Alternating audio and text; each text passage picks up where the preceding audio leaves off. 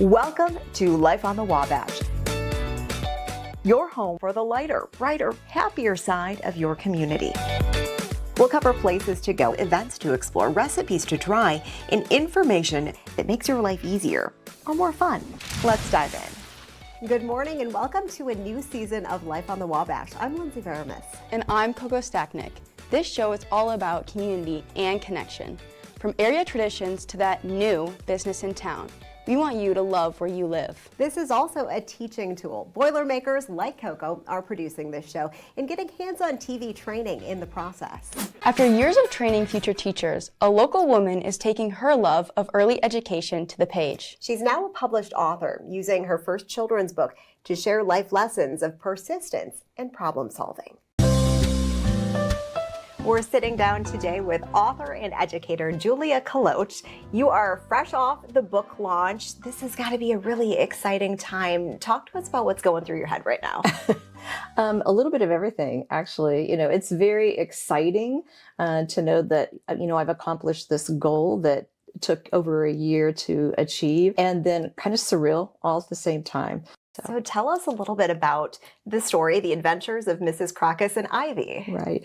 Well, Mrs. Crocus and Ivy are two best friends. One of them just happens to be a dog that drives a car and talks and plays the drums. But Mrs. Crocus and Ivy are just this quirky little duo who run into these obstacles that require them to use a great deal of cooperation and persistence and creativity to get through those events that they encounter. So the story title, Ivy is actually a real person in my life. She is my niece. When she was about 3 or so, started to refer to her beagle that they had in their home as Mrs. Crocus. None of us know why. We still don't know. She's now 5, is unable to tell us why Mrs. Crocus, but that was the name she gave her. And during those days, she would tell us all these crazy stories about what she and Mrs. Crocus would do. So that's really where the inspiration for the book came.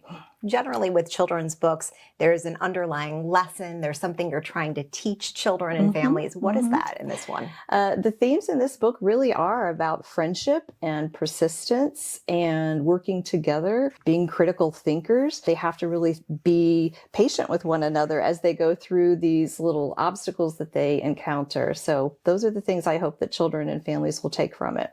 I'm curious about your writing process. What does it look like to produce something like this? I think it was it was definitely in my head for at least a year, just tossing around ideas. That led to a little bit of, maybe I really do want to make this into a book, which then led to a giant piece of chart paper in the dining room where when I thought of ideas, I'd put it down. But I also had markers around to have, my family, like, what do you guys think? So it really was this process of coming up with plausible ideas. I knew that I wanted the book to just be absurd. I just wanted it to be silly. I didn't go into writing the book with the thought that I needed it to teach a lesson. I didn't want it to be preachy. So it was really more about this ridiculousness of these two friends. So then once the ideas actually started to sound like, gosh, this really could be a book, I just had to start putting it on paper, just take the plunge and say, this is going to be real, and commit to it. Behind you, there are lots of books. So you've done a lot of research into the children's book realm. 2000? At one point, I had probably over 2,000 picture books. Yeah. So when my husband and I first got married, we lived in the Boston area and, of course, didn't have children right away. So, he was busy in grad school and I was busy teaching kindergarten. And one of my dear friends and I would spend our weekends in Harvard Square. We would just go into the brick and mortar bookstores and we would sit on the floor and take out the picture books and share and get excited, and then always have this difficult decision at the end of each bookstore, which ones are coming home with us. And needless to say, I might have gotten carried away with how many actually came home. That is truly where I think my love for reading came. Books are critical, right, in the world of education. I fell in love with picture books. And first, it was very much about what the visuals were, the illustrations. I just found myself loving the art, partly because I can't draw. And so anyone that can, anyone that can do that visual beauty, I just fall in love. And then that just led to me reading books and loving books that had really wonderful language in them. So that's where it all started.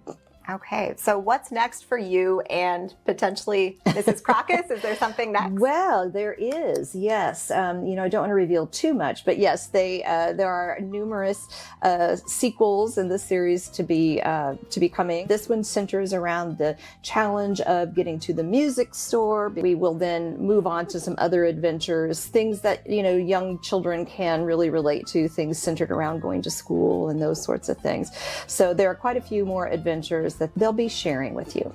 And you can find her book now on Amazon as well as juliacaloachbooks.com.